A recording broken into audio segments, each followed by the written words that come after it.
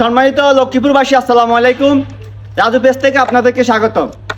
আমি আছি এখন লক্ষ্মীপুর সরকারি কলেজের সামনে।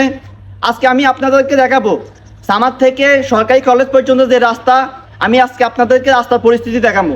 এই রাস্তা আজকে অনেক দিন থেকে ভয়ানক অবস্থা। এই রাস্তা দিয়ে মানুষ চলাচল করতে অনেক সমস্যা, অনেক বিপদে আছে। যারা সরকারি কলেজে সবসময় পড়ালেখা করে তারা কিন্তু অনেক আতঙ্কের মধ্যে আছে, যে কোনো সময় অ্যাক্সিডেন্ট হওয়ার সম্ভাবনা একবারই বেশি। যারা সরকারি কলেজে ঠিক মতো পড়ালেখা করে তারা 10 টাকা বা 20 টাকা দিয়ে আসতে লাগে, কিন্তু সবসময় গায়ে তারা পায় না। আপনারা ভিডিওর মাধ্যমে দেখতেছেন যে আমি এখন আমাদের সামনে আছি, এখন সাবানের অবস্থান করছি। এই আমাদের সামনে বৃষ্টি বাদল আসতে পানিতে যে একটা সমস্যা হয় আপনারা দেখতেছেন। এই রাস্তা দিয়ে যারা চলাচল করে বা যারা সবসময় রাস্তা দিয়ে সরকারি কলেজে যায় তারা কিন্তু অনেক আতঙ্কের মধ্যে আছে, যে কোনো সময় অ্যাক্সিডেন্ট হওয়ার সম্ভাবনা একবারই বেশি। আমি বিশেষভাবে অনুরোধ করবো যারা এই প্রতিনিধি বা গণ্যমান্য যারা আছেন, আমি বিশেষভাবে অনুরোধ করবো আপনারা এই রাস্তার দিকে খেয়াল রাখবেন, যেন এই রাস্তাটা অতি তাড়াতাড়ি করা হয়, যেন যারা সরকারি কলেজে পড়ালেখা করে এবং কলেজেতে পড়ালেখা করে যারা যেন ঠিক মতন সরকারি কলেজ এবং কলেজেতে যাইতে পারে।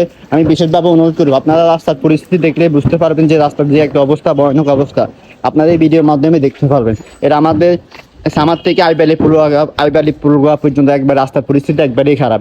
আমি বিশেষভাবে অনুরোধ করবো আইবালি পুলুয়া থেকে সামার পর্যন্ত এই রাস্তাটা আমাদেরকে অতি তাড়াতাড়ি করার জন্য আমি বিশেষভাবে অনুরোধ করবো। যারা প্রতিনিধি আছেন এবং ওয়ার্ড কাউন্সিলর আছেন বা গণ্যমান্য যারা আছেন, আমি আপনারা এই রাস্তার দিকে খেয়াল রাখবেন, যেন এই রাস্তাটা অতি তাড়াতাড়ি যেন তৈরি করা হয়। বিশেষভাবে আপনাদেরকে আমি অনুরোধ করবো। এই রাস্তা দিয়ে সবসময় হাজার হাজার গাড়ি চলাচল করে। আমি বিশেষভাবে অনুরোধ করবো যারা ওয়ার্ড প্রতিনিধি এবং ওয়ার্ড কাউন্সিলর গণ্যমান্য বা ওয়ার্ড প্রতিনিধি যারা আছেন, আমি বিশেষভাবে অনুরোধ করবো আপনারা এই রাস্তা অতি তাড়াতাড়ি ধরুন, যে কোনো সময় এখানে অ্যাক্সিডেন্ট হওয়ার সম্ভাবনা বেশি। ধন্যবাদ। আসসালামু আলাইকুম। সম্মানিত এলাকাবাসী, আমি আসছি এখন 9 নং ওয়ার্ডে জয়নীলি বেকারির সামনে। আপনারা জানেন আমাদের এই 9 নং ওয়ার্ডের আইবালি প্রোগ্রাম থেকে সামাদ পর্যন্ত এই রাস্তাটা অনেক ভয়ানক অবস্থা।